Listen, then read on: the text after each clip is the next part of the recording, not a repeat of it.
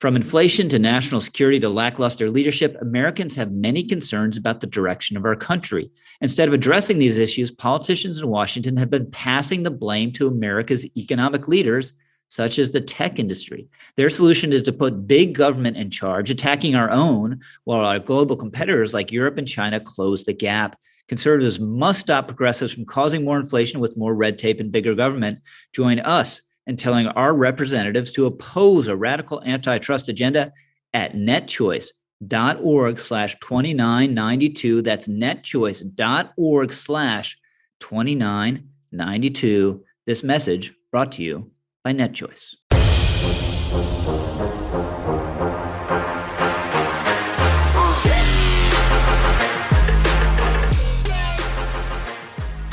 Hello and welcome to another episode of the Capitol Record. I am your host, David Bahnsen. I, in my free time, like to run a little company called the Bahnsen Group, and in my other free time, do things like host the Capitol Record towards the advancement of a free and virtuous society.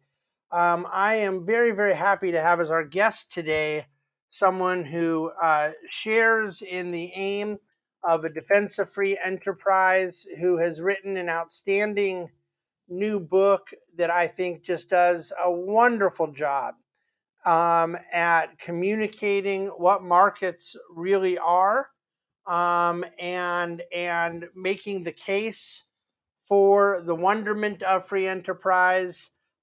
He is not only a great writer, a great communicator, he also serves as an associate editor at the Wall Street Journal. And now, in addition to his fine work at that fine paper, has decided to bless us with his new book, which is, by the way, called Visible Hand, A Wealth of Notions on the Miracle of the Market.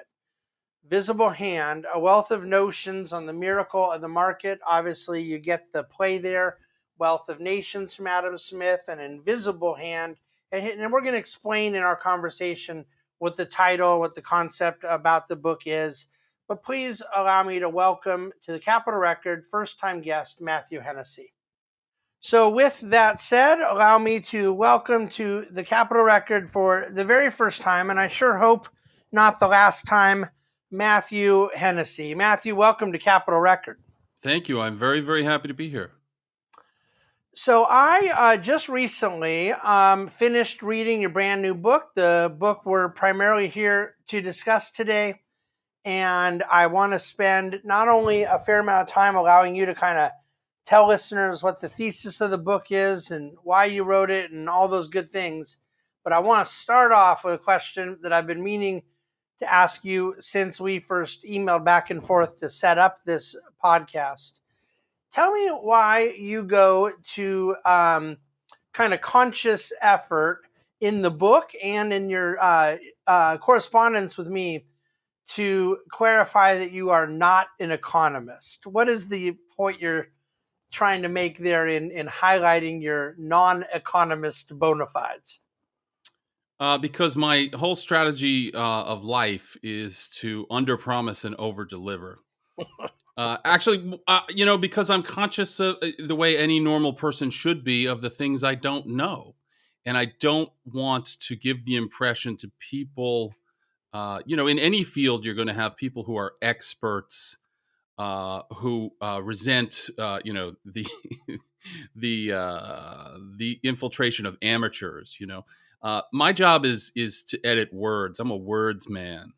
I make, sometimes I joke with my kids around the house, the only thing I know how to fix is sentences. So don't ask me to, stick my head under the hood of the car or something like that. Having said that, I have a great interest in human behavior, and I always have, even before I was an editor at the Wall Street Journal opinion page. And so my interest in human behavior would naturally bring me to this, a sort of the study of economics. Now, I don't have a PhD in economics. And so for some people that immediately rules you out of the discussion. So I would just, I like to be as transparent as possible with everyone, so that they know what to expect. I'm going to give them words. I'm going to give them stories. I'm going to give them a lot of laughs and some good sentences. And along the way, we're going to talk about some economics. It seems to me that in your humility and graciousness in trying to set expectations where you think they should be set, that you also kind of highlight, even if it's not on purpose, a point about many in the economics profession. I mean, I suppose by the standard you're setting, people in the economics profession are okay to let you in on the fact that they work in economics, but where you're trying to make the point that you, as an editor and engaged in the writing of the English language as you are, may not necessarily be concerned with academic economics. But those who are seem to me to be guilty of the thing you're trying to avoid in a different way, which is, I think the economics profession seems to have adopted a belief that they can do more than they could do. And just as you're seeking to avoid giving that impression when you write a book as you've written, you don't want it to claim it is solving for more things than it is. But do you think that there is a sense in which, with the high role we have for the Federal Reserve in our economy, the high stature we give to the great MIT and Harvard PhD class, um, the role of economists in political disputes today, in trying to validate, put a sort of good housekeeping seal of approval on different policy decisions and whatnot. Has the economics profession gotten a little too big for its britches? Well, it may have. I think economists, or professional academic economists, the kinds that you see on TV, or that you see quoted in front page stories. I think, one of the things you can say about them is they're kind of only as good as what they got right or wrong most recently. So I'm thinking of Larry Summers, who for a while was in bad odor. Now all of a sudden everybody's turning to Larry Summers. He's the guy whose name you want to check because he called the inflation thing. Uh, that's part of the game.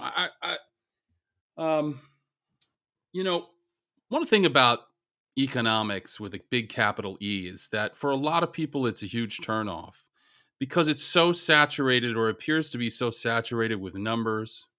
And there's just a certain type of person for whom that just won't work. And so they won't listen to any talk of, supply and demand or trade-offs, because they're so frightened of big numbers or all numbers, which to them, smack of math and, love of money.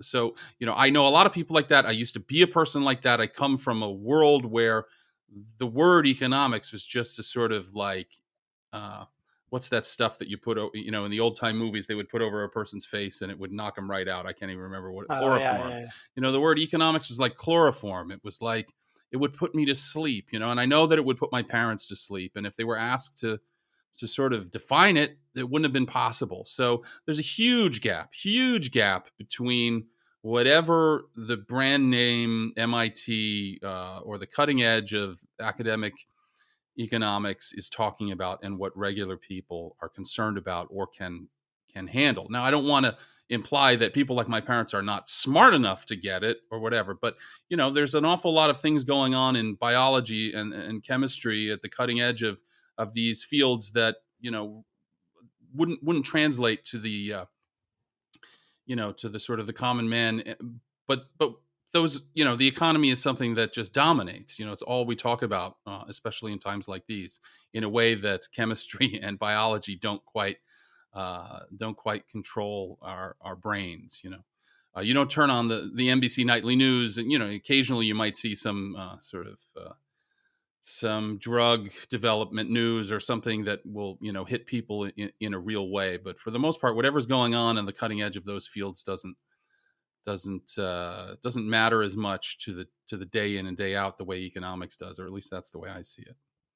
Well, I think it's a really good point. I noticed post financial crisis that there was this real heightened view to what some of the quote unquote economic experts were saying about things. And you can't help but realize that some are sort of expecting and hoping that there's the kind of brainiacs out there that have some sort of solution or magic potion. I suspect the celebrityfication, I made up that word right now, Mm, of I'll allow it. economists.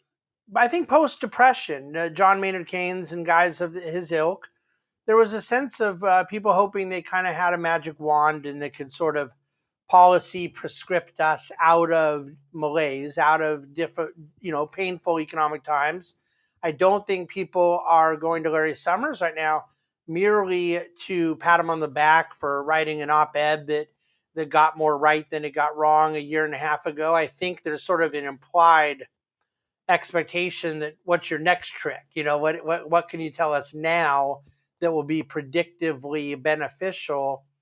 And yet, I think the focus on economics that I gather you take from what I've read of your writing, and that I can assure you I take from what I've devoted my life to, is a humbler view, but I would argue a more exciting view. It doesn't have to be as intellectually intimidating when one chooses to understand economics through the lens of human behavior, human activity, that which incentivizes humans to act or to not act, that these constructs are actually quite identifiable, quite connectable, and I think pretty exciting.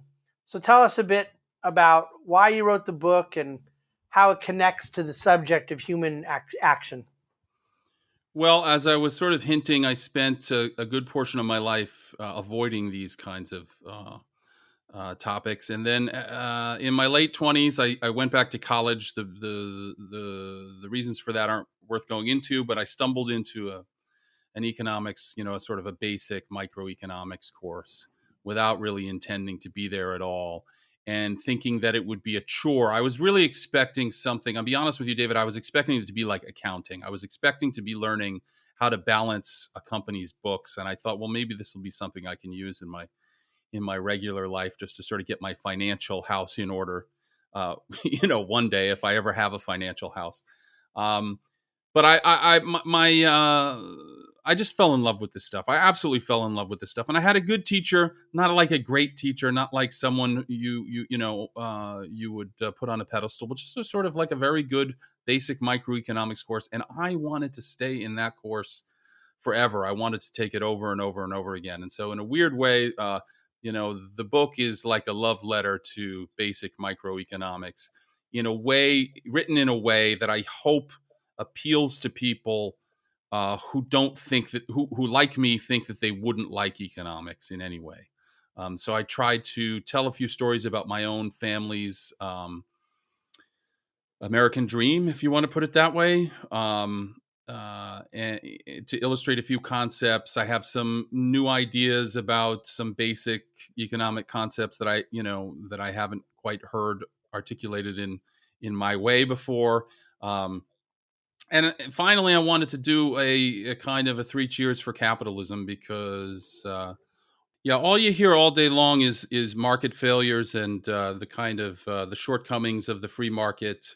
You hear it from the left and the right. It's sort of like the one thing you can rely on in this life is that someone will have some complaint to make about the economic system that we live over. I make a point in the book not to refer to the free market as a system, but it's very hard to remember. That's sort of the way we talk about it.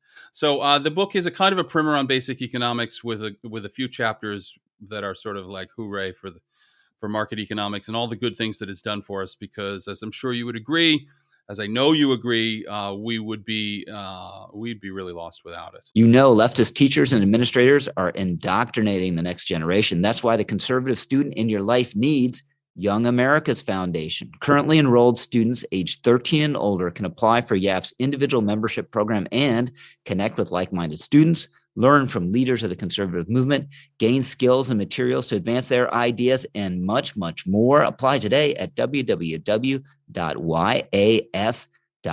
and receive a free membership pack. Again, that's www.yaf.org for currently enrolled students. Please check it out. And so when you talk about the failure of the markets, as you point out, some on the left and the right often will look to, do you think part of the problem when one is, I would not argue that people are looking to the failures of the markets too much and not enough to the success of the markets. Although I would agree we don't look to the success of the markets, or what you mean by that, the good fruit that comes from the tree of markets. But I wonder if even our understanding of failure of markets is wrong. That what we would call a failure, meaning somebody lost money or there was a bad outcome. I wonder if part of the burden on us is to better define what these things mean.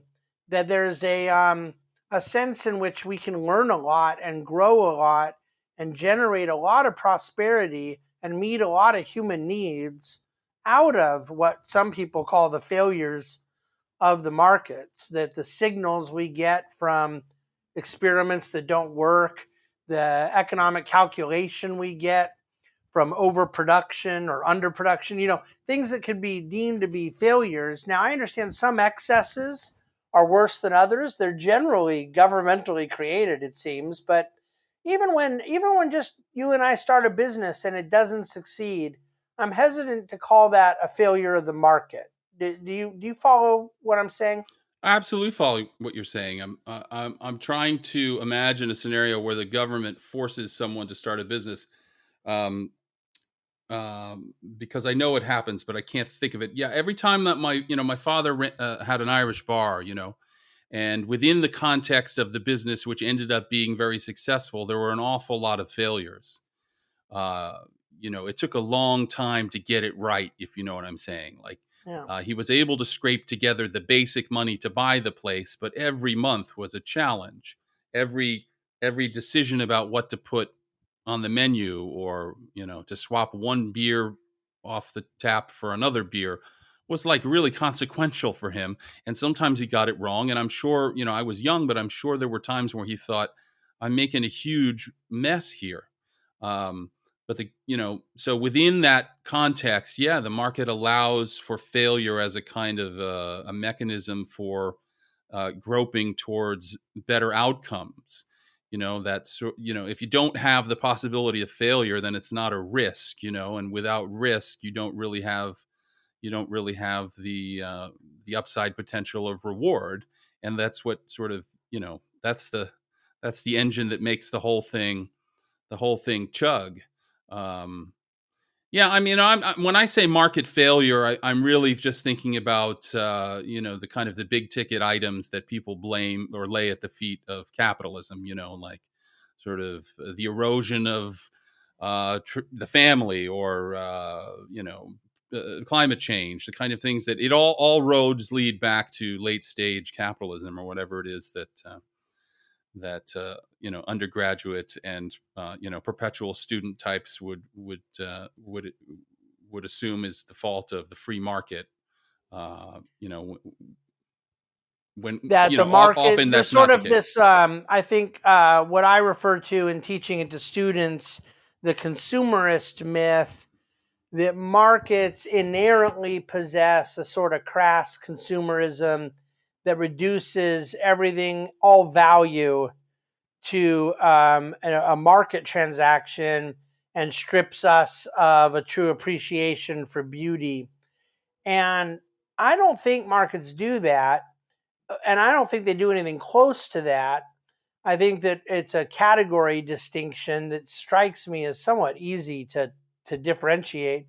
However, if there is some element of trying to force everything into a sort of materialist construct, or a kind of consumer level identity, it seems to me that the government intervention in prices, or the marketplace, is probably more guilty of that than anything else. Like, it's an odd critique because I don't ever know what they're proposing to do about it, other than perhaps making a cultural comment, like, I sure don't like how much kids are on TikTok or something like that. Like, that's pretty innocuous. I could get around for that. but when it generally is accompanied by some suggestion of central planning, right? Some suggestion of more intervention, it seems to me those solutions exacerbate the problem. Yeah, well, when you use in terms like materialist constructions and crass consumerism, it's almost, the debate is already, you've already lost, So my goal, or, Yeah, is to kind of intervene, if at all possible, before we get to that stage. yeah, I hate to sort of rely on this, like it used to be. In the old days, it might, you might have imbibed some of this stuff a little more naturally through the atmosphere, but it's rare that the economy has changed so much that it's rarer than it used to be, perhaps, that people grew up in a home like I did, where the parents were running a very small business and making a go of it. um, if you're a kid in high school or in college anymore, you're likely not getting past the crass consumerist stage, where the sort of your impression of the economy is that it's just a giant rigged game, and the rich get rich and the poor get poorer. And if that's the sort of the level of analysis that you're talking about, then I'm not sure that you would even be able to appreciate some of the things that you just described. It's sort of like, so what I'm trying to do with the book is to get in there. Certainly in my own house, I'm trying to do it. I'm trying to get these ideas into my own kids' heads before they fly the coop and start marinating in some toxic brew of college campus socialism. But hopefully some people, it might be a good stocking stuffer if you've got somebody in your house who's flirting with some bad economic ideas. yes, yes. Well, one of the things that you do that I thought would be fun to unpack a little is, similar to the way another writer at your great paper in an earlier life, Jude Wanniski, wrote about the way the world works, and you described Adam Smith's writing, not to propose a new form of economics, but rather Adam Smith describing economics, writing about the way the world works, so to speak, a couple hundred years before Jude wrote his great book. The Wealth of Nations is not a proposal for a new economic framework, but it is describing what works about this economic framework that we might now look at as a kind of early classical description of laissez-faire economics. Tell us why that distinction is important. Well, I've always been fascinated by the fact that Wealth of Nations was published in the same year as the Declaration of Independence, right? Yes. 1776. And I think that this is left, it certainly left in my mind, but it may have left in many people's minds the idea that Smith's ideas were new, uh, and some sort of revolutionary introduction of a brand new set of ideas that that notion sort of jibes with people's general impression that economics is a kind of an overlay on life. That you have your real life, you have your sort of your family relations and your personal relations, and then there's this overlay, this sphere of economics that sort of like intrudes on things and makes it harder for you to get the things that you want. And um, I just think that's the wrong way of looking at it. I don't think that's, part of the problem is that The Wealth of Nations is a really hard book to read. It's not a very attractive book, certainly to the modern ear or to the modern eye. It's antiquated, and a lot of the examples are weird, and you get lost in the language. And it's massive. It's a gigantic book, so it's really sort of a big. So it might as well have a sticker on it saying "Do not read" if you're 18, right? So likely the only thing you're ever going to hear about it is this notion of the invisible hand. But if you dip into it, and certainly the notion of the invisible hand is a good and useful metaphor, and I'm glad that it's out there. But that's not all there is to The Wealth of Nations. In fact, the invisible hand is only mentioned once in The Wealth of Nations. Now, some people have gotten in touch with me recently to let me know that Adam Smith scholars, to let me know that he used this notion of the invisible hand elsewhere, like in letters and things like that. So I perhaps made too much of it in the book that it's only mentioned once. But the book is very much like a work of reportage. At least that's how I interpret it. It's a kind of it's as for all I know, I'm not an economic historian either. So for all I know, this is the first. My impression is that this is the first time that anyone sort of brought it together. Adam Smith's great contribution was to sort of to say like this is what you're doing. This is what you are. This is how you behave. This is how you, meaning we, organize our lives, our commercial lives and our social lives and our trading lives. And this is how we pay for stuff. And this is how we produce stuff. And this is why we make investments in ourselves.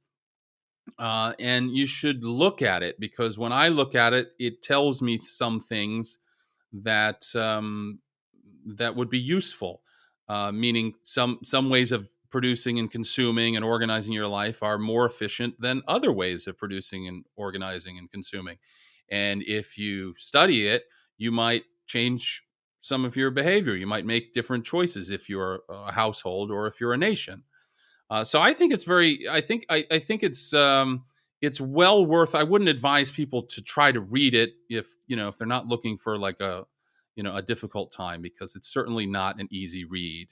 But it's worth re-examining your assumptions about it, because if you are like me and you came from a background that presumed that economics was a kind of an imposition and a kind of an overlay, rather than a sort of reality, rather than just a sort of description of the way things actually are. My big contention in the book, and I don't know if other people have done this. I haven't read it elsewhere, so I like to claim it for myself. But if someone came forward and said, no, people have been talking about this for a long time, you're wrong, I would accept it. Is the idea that the laws of economics are not unlike the laws of gravity. They just exist. They're not an invention. They didn't spring from Adam Smith's mind the way the sort of the socialism that we recognize sprung from the minds of Marx and Engels. The laws of classical liberal economics are entirely natural, and like the laws of gravity, if you try to resist them, or if you try to work against them, you're going to cause a lot of friction and pain and suffering for yourself. So we think about the basic and most universal laws of economics as the law of supply and demand, the law of marginal utility.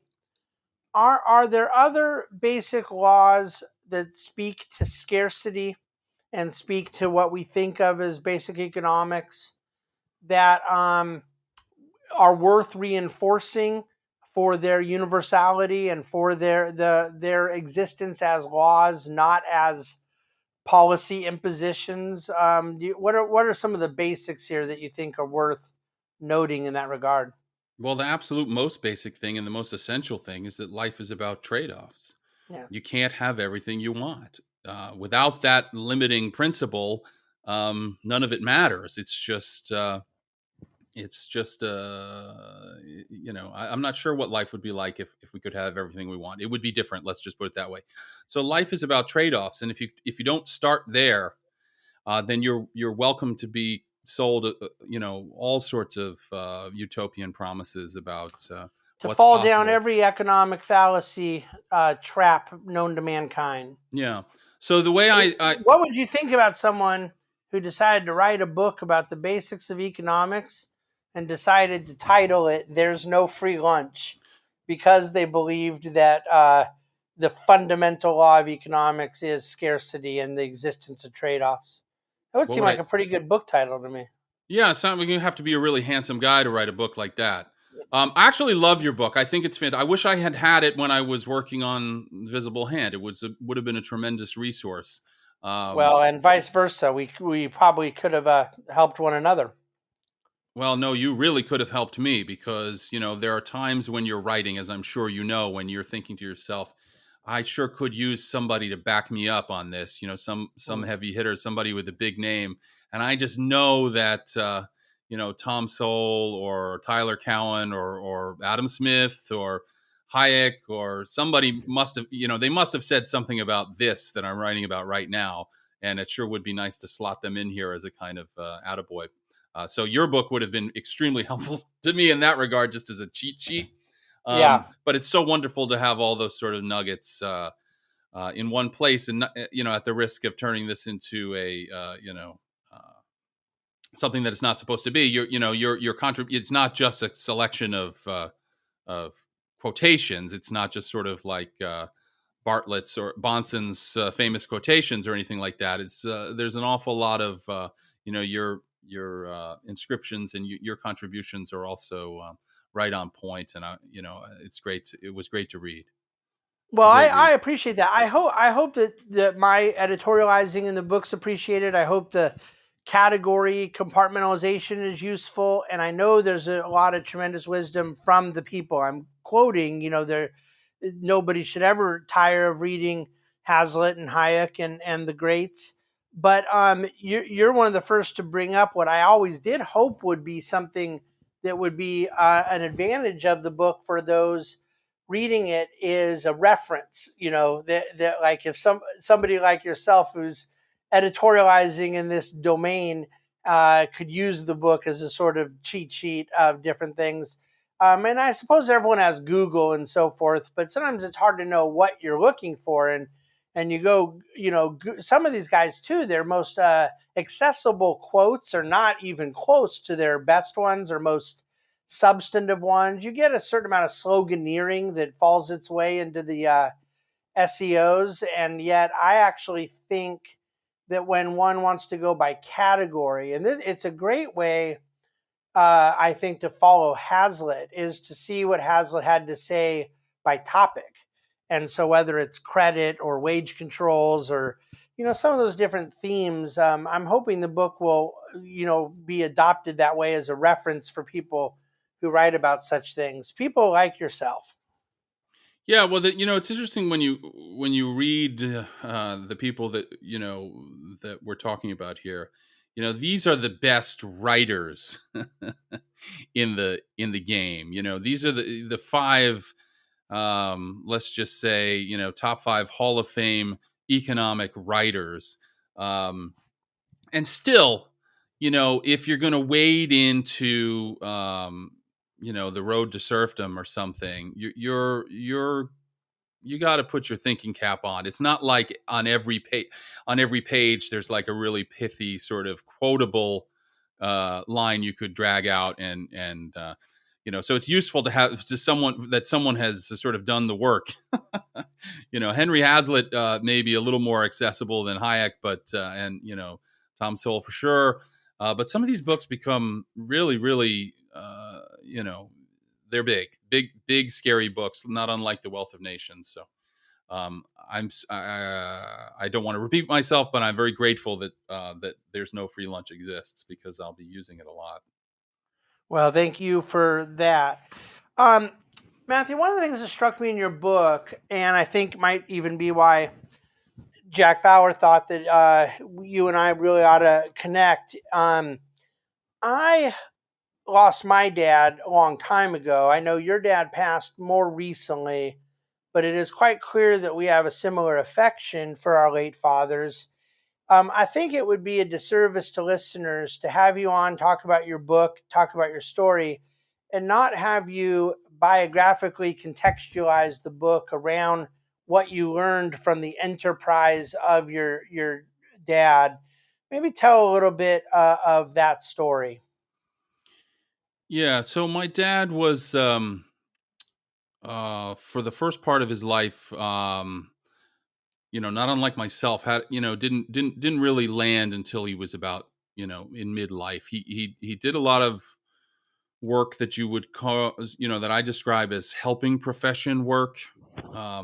He was a teacher, never anywhere too long. A couple years here, a couple years there. He did some social work, and then when he was in his late 30s, let's say, He got a good job running a youth shelter in our county where I grew up. I'm not entirely sure how he got this job. He had a college degree and he had some work, but he got it really through connections and through friends and stuff like that. And my dad was a good guy, like a kind of hail fellow, well met type guy. Everybody loved him. His name was Jim, but his nickname from high school was Hambone. So you can imagine a guy with a nickname like Hambone is going to be a guy that you want, hanging around at the party. But he was good at this job, running the youth shelter. But it was a kind of a political job because it was run, the shelter was set up by the county. And at a certain point, some political thing happened, and he ended up out on his rear end. Circumstances a little murky, but all that's necessary to know for these purposes is that he didn't have a job and he was looking down the barrel of 50. He had a couple of kids who were teenagers getting ready to go off to college, and it was kind of a desperate moment, a dramatic moment, a scary moment. And this is the kind of thing that happens in a lot of people's lives. You get to the middle of your life when you're supposed to be in your prime earning years, and then something goes upside down. And what are you going to do? So what he was going to do was he had been working nights, moonlighting in this bar, and the guy who owned it was getting ready to sell it. And it was a real, you can imagine this kind of a place. This is northern New Jersey.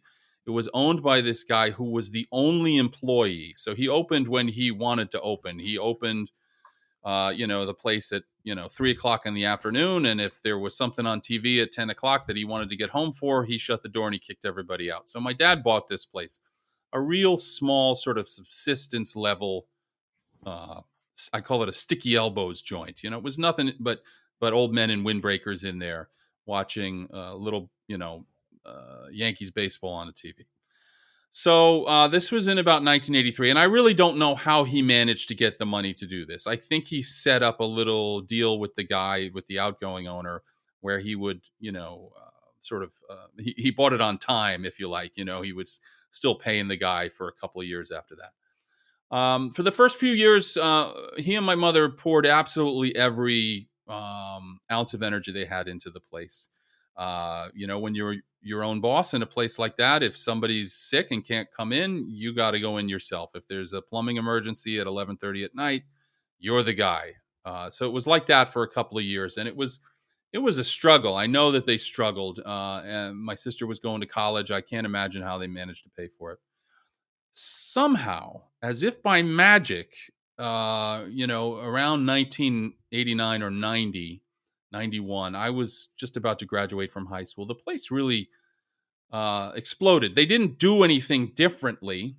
It was still a kind of a sticky elbow joint. It was still an old man joint, but it started attracting a younger crowd, and they really started packing them in. And as the 90s, economy kind of heated up, the larger economy heated up, Hennessey's became like a real hot spot in our town. And my parents really, really started to do very, very well. And the reason that I bring it up in the book is because they went from the wolf at the door to, it always sort of makes me a little emotional to think of my parents going on vacation because, my mother was the daughter of immigrants. My father was a Depression kid. The best that they ever really aspired to was like a week at the Jersey Shore or something like that. By the mid 90s, they had a few bucks in their pockets, and they did it right. They went to all the places they wanted to go and see. Hawaii. They went to Ireland a bunch of times. They were in France. It makes me so happy just to think about it.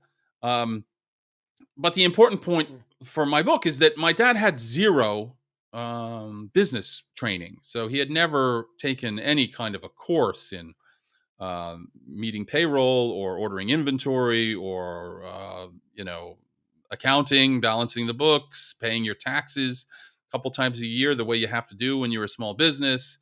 All he had ever known was Hambone. All he had going for him was that he was the life of the party and that he was, willing to work as hard as he needed to make a success of the place. And so, my contention is that in a free market, somebody with those qualifications and that work ethic is going to make a success of themselves eventually. As you pointed out at the beginning, you're going to have some setbacks. Some ventures aren't going to succeed. You're going to have to, burn through some sweat equity or some capital sometimes to make it work. But the odds are in your favor if you bring what my dad brought to the party, even if you are absolutely a novice at the things of business, because in a way, I think the market wants you to succeed. It wants to surface ambition and reward it. It wants to surface hard work and reward it.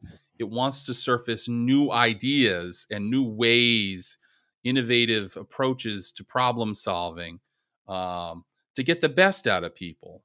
So Hennessy's, which was the name of the place, as I emphasize in the book, it was not just a place for my parents to go to work every day. It was that, and it paid for those vacations I'm talking about.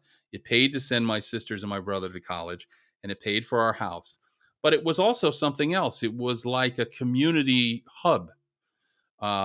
It was a center of a wheel with spokes reaching out to other local businesses, big and small. It kept a kind of local economic river flowing right through the front door and right out the back door. You got to pay your suppliers. You got to pay your employees. You have to, do all the things that a small businessman do. Those people go out, they pay their mortgage, they send their kids to school, they shop in the local, right? It's all that kind of what I call hand-to-hand commerce that makes a local economy, that makes a town. But I don't see any difference between that necessarily and what General Motors does. I think it's just a matter of scale. So Hennessy's exists in the town. Well, it doesn't exist anymore, but it existed where it existed in the time and place. It served an economic purpose. It certainly, put some cabbage in my parents' pockets, but it also sort of lifted all the boats that it came into contact with. And so it's a kind of an American success story that gave me an opportunity to explore a bunch of different things that I don't think are explored as often as we might think they are anymore in our culture. Like, you hear politicians lauding small business owners and this kind of thing during political season. But it used to be that the guy that stood up a solid small business in a town was considered a kind of a pillar of the community, And now I get the sense, well, maybe I'm being too harsh, but I actually am being too harsh, because if my dad were here today, I don't think you could have denied, he could have made a success in any of these areas. But the power of the ham bone was, the centripetal force was pretty strong. But so that's the story of my parents. That's the story of Hennessy's, and I think it's the kind of story that this is a big country with people now making business successes out of their living rooms through the internet, all the way on up to whatever Elon Musk is doing with Tesla. These stories are I think that's the main thing that I like to tell a story like this, because I think people can relate to it. You know what I mean? I'm not sure how many people can relate to what Elon Musk is doing, or Amazon is an interesting company, because I think that everyone sort of, because they deliver things right to your front door, it feels very much like a local business. And I think that people can really understand somehow intuitively what that business entails, even if they don't know how complicated it is for Amazon to source all the things that it sources, or to, I know that Amazon has been accused of stealing people's designs and copying things, but it's a large and complex enterprise, but it feels very intimate, and it feels not unlike calling up my dad and saying, "Hey, can you deliver me, a hamburger," or something like that. So, I think the big businesses get a lot of the attention, and the small businesses often you don't hear much about them until somebody who's running for governor comes to town.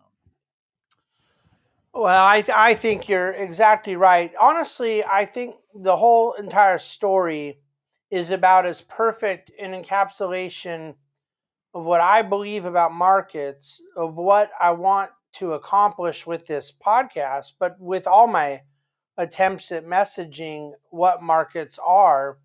I think when you talk about the story of Hennessy's, and that what happens at General Motors is different with scale, but other than that, the attempt to have these engines of markets and pursuit of rational decision making and working hard, and markets rewarding hard work and good decisions.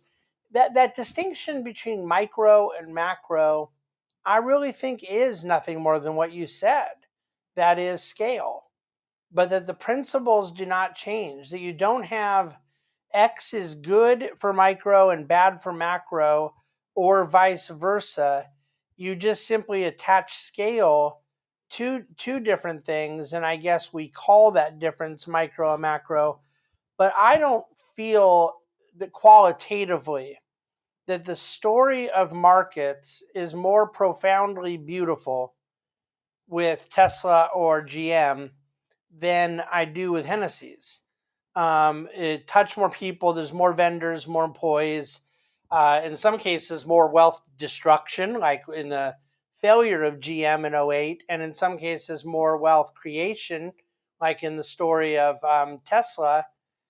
But I think that the principles and the behaviors and the attributes that we're talking about are the same. And I think that your book has got to be read by people who are interested in understanding this in all its majesty, that micro and macroeconomics are, in fact, the story of people like your dad. And I can't thank you enough for writing it. I hope that the message gets out there far and wide. I will tell you, if we didn't share the loss of father, and the loss of a father who we happen to like, and a care for markets, and a similar belief system about much of what we're expressing in our understanding of markets, just your willingness to go hammer Murray Rothbard made it worth the cost of the book for me. So Oh, goodness. Thank you for about 8 different things. Okay, well, you're welcome for all those things. I mean, as I was just listening to you talk about Tesla and Hennessy's, and all I keep thinking is that, if you strip it all away, if you strip away the doors that open up rather than out, or the whole climate component of an electric car, or the batteries, and China and sourcing the rare earth elements, and if you strip all that out, Elon Musk is not going to succeed if he can't give people something if he can't satisfy people's needs, if he can't give them something that they want and need. And the same principle applied to my dad. It really was the same job. I need to give people something that they need at a price that they're willing to pay, so that they go home happy and I go home happy.